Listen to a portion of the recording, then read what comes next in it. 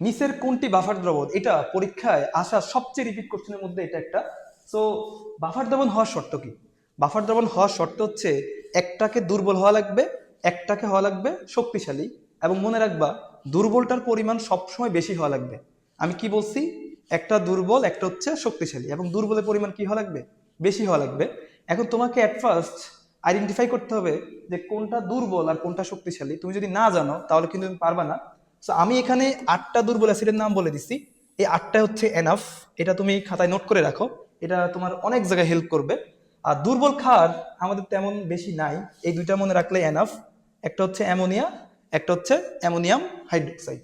এটা একটু ভালো করে খেয়াল করো, তারপরে আমরা কনসেপ্টে যাচ্ছি। প্রথম অপশনটা দেখো, প্রথম অপশন হচ্ছে সালফিউরিক অ্যাসিড, আর একটা হচ্ছে সোডিয়াম হাইড্রোক্সাইড। এখানে সালফিউরিক অ্যাসিড একটা শক্তিশালী অ্যাসিড, আর সোডিয়াম হাইড্রোক্সাইড একটা শক্তিশালী ক্ষার। তার মানে এটা কি হবে না? উত্তর হবে না, দুইটাই শক্তিশালী। আচ্ছা, পরেরটা দেখি আমরা, ইথানোইক অ্যাসিড আর অ্যামোনিয়াম হাইড্রোক্সাইড। দেখো, এই যে অ্যামোনিয়াম হাইড্রোক্সাইড আর হচ্ছে ইথানোইক অ্যাসিড, এই দুইটাই কিন্তু দুর্বল, তাহলে এটাও কিন্তু হবে না। পরেরটাই দেখো, এটা দুর্বল অ্যাসিড এবং এটা শক্তিশালী ক্ষার, তার মানে একটা দুর্বল একটা শক্তিশালী, এটা কিন্তু হবে। কিন্তু পরিমাণটা দেখো, এখানে দুইটার ঘনমাত্রা সেম। কেন আয়তন দেখো, এটা হচ্ছে 20 ml, এটা হচ্ছে 30 ml। তাহলে এখানে কে বেশি বলতো? এখানে শক্তিশালীটা বেশি। আমার শর্ত কি ছিল?